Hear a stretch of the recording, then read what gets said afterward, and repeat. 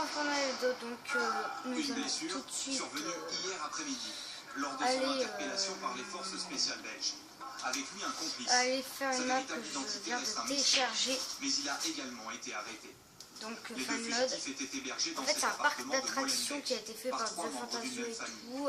Deux femmes Il a l'air pas mal placées du sous tout, j'ai contrôle voulu la judiciaire tester. et un homme Et on va à voir ce que Berkane, ça donne. incarcéré depuis. Arrêté, mais pas encore transféré vers la Donc là, France. c'est d'autres Salah maps. Abdeslam devrait désormais Là, rester les dans deux une premières, c'est cellule des maps de que cette j'ai prison de téléchargées, Bruges, au nord-ouest de la Belgique. Voilà. Et justement, retrouvons tout de suite Esther de direct. Esther, vous êtes devant cette maison d'arrêt de Bruges. Salah Abdeslam va donc passer sa première nuit. Esther, avez-vous des informations sur les conditions de sa détention? Non, mais lui, il veut pas.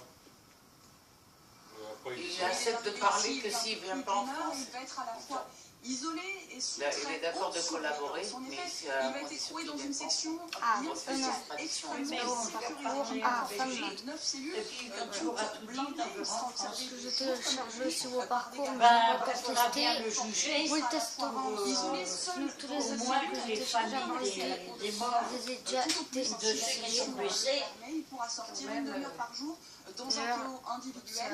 Et le seul contact qu'il pourra avoir avec l'extérieur, ce sera avec son avocat par téléphone, maximum 20 minutes par jour. Vous le comprenez, c'est donc un régime de détention très strict, le même qu'a suivi ici ces derniers mois. Et bien Mehdi Nemmouche, le tueur présumé du juif de Bruxelles, le même aussi que Mohamed Hamdi, surnommé le chauffeur de Salah Abdeslam, celui qui l'a ramené en voiture la nuit du 13 novembre entre Paris et Oui, Bruxelles. je peux casser. Mais ce Ok. soir, pour des raisons de Là, sécurité c'est évidentes, FunMod. l'administration Je sais pénitentiaire pas ce qu'il y a refuse de dedans. nous confirmer et s'ils sont toujours bien dans cette prison ou non.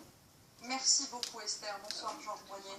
Alors, on l'a entendu, Salah Abdeslam refuse pour l'instant son extradition vers la France. Ça ne veut pas dire évidemment que ça ne se fera pas, mais ça va ralentir la procédure. Exactement, Ah il non, joue ça, la c'est montre, quand, tout simplement, c'est le jeu classique, en un fait, peu par n'importe quel détenu, multiplier les recours, voilà. les appels, pour freiner autant que possible sa remise judiciaire à une autorité étrangère.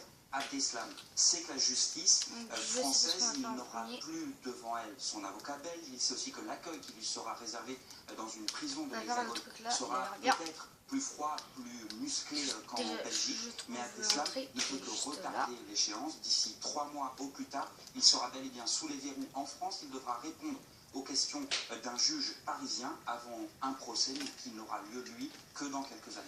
Alors en France et en Belgique, tout le monde connaît le nom de Salah Abdeslam parce qu'il est le dernier membre du commando du 13 novembre encore en vie. Il est devenu le visage de cette enquête. Mais que sait-on vraiment de sa personnalité? Que sait-on de son parcours de radicalisation? Ce qui est sûr, c'est qu'il a préparé les attentats de Paris pendant des mois. Son portrait avec Florence Leclerc. Dans cette station-service, les images d'un homme en fuite. Les dernières avant de disparaître pour 4 mois. Pendant ce trajet, Salah Abdeslam se confie aux 2 complices venus le chercher à Paris pour le ramener en Belgique. Vengeur, inquiet, il finit par lâcher « J'ai mis mon nom dans tout, je suis cramé ». Seul terroriste survivant, Salah Abdeslam a bousculé les plans du 13 novembre. Son rôle exact se dessine. Il devait être bien plus que le chauffeur des kamikazes à Saint-Denis. Lui aussi prétend désormais qu'il aurait dû actionner sa ceinture d'explosifs au Stade de France. Pourtant, ce soir-là, Salah Abdeslam poursuit sa route, rejoint le 18e arrondissement de Paris et abandonne sa voiture avant de se débarrasser dans une poubelle de Montrouge de sa santé meurtrière. Quelques jours après les attentats, son frère évoque déjà En fait, il a pris du temps pour faire cette map. Je pense qu'effectivement, en dernière minute, Salah a décidé de repousser chemin. Il a peut-être vu quelque chose, il a peut-être entendu quelque chose qui n'était pas ce à quoi il s'attendait. Et vous savez, on se lâche. Loin de la détermination des autres On se lâche quand on a tout monté. son renoncement de dernière minute a pu le mettre en porte-à-faux. Voilà. Donc, comment bien faire comment glitcher. Une décision surprenante qui explique peut-être pourquoi dans cette vidéo de propagande à la gloire des kamikazes parisiens, rien n'évoque Salah Abdeslam. Car l'homme fait plutôt figure de délinquant et de fêtard dans sa commune de Molenbeek. Loin d'avoir détecté sa radicalisation, ses proches ont découvert le 14 novembre son autre visage. Celui d'une flèche. août 2015 sillonne l'Europe pour apatrouiller des candidats kamikazes infiltrés parmi les migrants. Celui aussi qui, avec sa carte bleue, loue voiture et planque pour préparer préparé les attentats et qui avait l'intention de faire le voyage en Syrie. En 2014, il confie à sa petite amie qu'il pense aller là-bas pour aider. Il voulait même que je l'accompagne. Un parcours déroutant jusqu'aux réseaux sur lesquels il a pu continuer à s'appuyer pour assurer sa qu'est-ce qu'ils cavale. ont trouvé un chemin, hein. Georges, ce qu'on a compris, ce qui a été confirmé aujourd'hui, c'est que Salah Abdeslam était le logisticien des attaques de Paris. Exactement, l'un des petits soldats du commando fidèle, appliqué. Abdeslam a parcouru l'Europe au cours de l'été de l'automne 2015. Un peu comme un chauffeur, il était recruté pour récupérer des armes tout d'abord, et également pour emmener en voiture discrètement jusqu'en Belgique les membres du commando, un par un, après leur retour de Syrie, grâce notamment à des faux papiers. D'après nos informations, la police belge avait d'ailleurs, en octobre 2015, donc juste avant les attentats, mis la main sur une mine d'or lors d'une perquisition dans un appartement à Bruxelles. Les policiers avaient découvert des centaines de faux documents d'identité reliés à environ 2000 identités, 2000 noms. Ce n'est évidemment pas synonyme de tenue terroriste qui se trouve actuellement dans la nature. Il n'empêche, ça montre bien le degré de préparation de ce commando. Et ce sont ces faux documents, certains d'entre eux en tout cas, qui ont permis de resserrer l'étau sur Abdeslam au cours des derniers jours. Alors, quand il va arriver en France, on imagine que les juges antiterroristes auront des dizaines, des centaines de questions à lui poser. Quelles autres informations il peut apporter sur l'enquête sur le 13 novembre? Alors d'abord sur le scénario du 13 novembre, qui en a eu l'idée, pourquoi Abdeslam en effet ne s'est pas fait exploser, quel est ce fameux attentat dont parlait Daesh dans son communiqué qui devait intervenir le soir du 13 novembre dans le 18e arrondissement de Paris.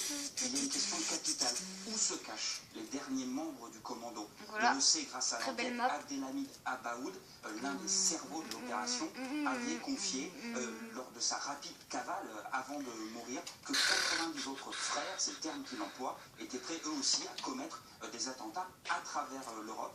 Abaoud est mort donc quelques heures après cette confidence. La fin de cette histoire, Salah Abdeslam. Non. Alors justement, je vous propose de retrouver Sébastien Aubert en direct de Bruxelles, devant le siège de la police judiciaire fédérale belge. Sébastien, Salah Abdeslam a été arrêté hier avec un autre complice, mais on sait que la police belge recherche encore plusieurs suspects. Oui, absolument, Anne-Claire. Deux complices de Salah Abdeslam, notamment Mohamed Abrini et puis Soufiane Kayal, vous découvrez leurs photos à l'écran. Ils sont activement recherchés par la police belge notamment. Et puis il y a Interpol qui a publié ce communiqué tout à l'heure pour demander aux membres de l'Organisation de la police internationale de surveiller les frontières. Les contrôles aux frontières sont d'ailleurs renforcés ce soir, je vous l'annonce. Et puis également d'utiliser un fichier de passeports syriens, irakiens perdus et volés. 250 000 passeports sont recensés ainsi. De l'utiliser à bon escient, car évidemment, la police s'attend à ce qu'il y ait des mouvements de complices de Salah Abdeslam un peu partout en Europe, en tout cas entre la France, la Belgique et d'autres pays européens. C'est évident qu'il va y avoir des choses qui risquent de se passer de ce point de vue, et la police est très attentive depuis hier soir et aujourd'hui et dans les jours qui viennent à ce qui peut se passer entre ces différents pays, ces différents mouvements, car vous l'avez dit, Salah Abdeslam a décidé de collaborer avec la police, c'est-à-dire de parler, de donner des informations, et les complices peuvent être inquiets. On va continuer ça une carte. Merci beaucoup Sébastien. Alors revenons maintenant sur le lieu de l'arrestation de Salah Abdeslam, qui n'est pas anodin. Dans la panique des derniers jours, il est revenu à Molenbeek. C'est le quartier de son enfance, celui où vit sa famille. C'est aussi la commune par laquelle sont passés tous les auteurs des derniers attentats commis en Europe. Une ville aujourd'hui stigmatisée, mais où les islamistes ont pu faire ce qu'ils voulaient pendant des années. Louis-Olivier et sérieux. On termine cette traduction pendant temps. Hier, dans cette rue, cet habitant a été témoin de ce que peu de gens ont l'occasion de voir dans une ville entière. Je suis rentré au travail, j'ai vu les flics là, j'ai vu l'autre pointer la mitraille sur la maison là, et voilà quoi. J'ai l'habitude quoi. Qu'est-ce que je vous dis de plus? L'habitude pourquoi?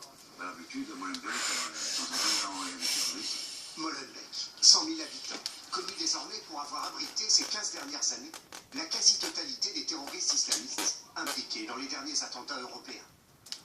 Les voici, rassemblés sur une carte. Les visages sont tristement célèbres, et pour cause. Il y a les frères Abdeslam, habitants de la commune, propriétaires même d'un café. Il y a Abdelhamid Abaoud, considéré comme le cerveau des attentats du 13 novembre. Mehdi Nemmouche y a également pris le temps de planifier son attaque contre le musée juif de Bruxelles. Refuge, mais aussi arsenal. C'est ici qu'Amédi Koulibaly et les frères Kouachi sont venus se fournir, notamment au Kalachnikov, avant les attentats de janvier 2015 à Paris. Ayoub El-Kazani, l'auteur de l'attentat déjoué contre le Thalys Amsterdam-Paris, y avait également habité chez sa sœur et acheté ses armes. Voilà pour les 2 dernières années. Mais Molenbeek est une base arrière pour les terroristes depuis plus de 15 ans. C'est ici que l'assassinat du commandant Massoud a été préparé en 2001. Ici encore, Kassan El-Azdi a conçu les attentats de 2004 à Madrid. Une étiquette collée à la ville. Un drame pour la très grande majorité de ses habitants. Je suis quelqu'un de Molenbeek. Ils vont dire, ah non, vous êtes peut-être la même chose que lui. Alors vous venez du ghetto, quoi. Voilà. Et c'est ça qui est pas bien. Une question toutefois, évidente. Comment Molenbeek a pu laisser ses cellules radicales proliférer? Plusieurs raisons. La première est politique. Il y avait les politiques, mais aussi, je dirais, des intellectuels, des voilà. sociologues, des acteurs sociaux, culturels, qui considéraient que finalement, le centre de Molenbeek, c'était un laboratoire, et qu'il fallait laisser les gens vivre comme ils le souhaitaient. Donc, aujourd'hui, il faut en tirer les leçons et prendre des mesures fortes pour changer la société. La deuxième raison serait plus d'ordre historique et concerne les enquêteurs belges. Les services de renseignement belges ont été pendant très longtemps dans une très grande misère, avec un cadre légal extrêmement restrictif, très peu de moyens, et puis, mais ça n'est pas propre à la Belgique de nouveau, une méconnaissance de ce problème. Aujourd'hui, 22 mosquées sont implantées à Molenbeek. Mais ce n'est plus là que les raisons se créent. Une salle de sport ou même la rue suffisent. Selon les spécialistes, un millier de jeunes radicalisés seraient installés en Belgique. Trop nombreux de